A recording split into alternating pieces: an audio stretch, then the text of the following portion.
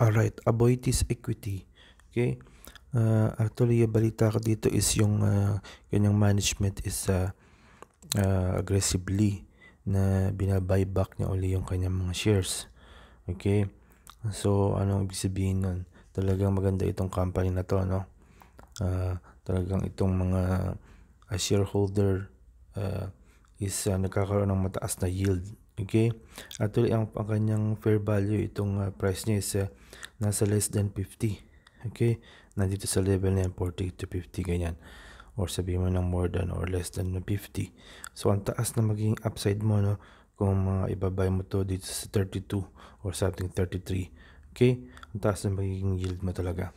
Tingnan mo yung kanyang price action sa taas nito, no? Yung aking tinuturo ng aking S-Pen. Pababa siya, no? Pero dito sa kanyang RSI is pataas na.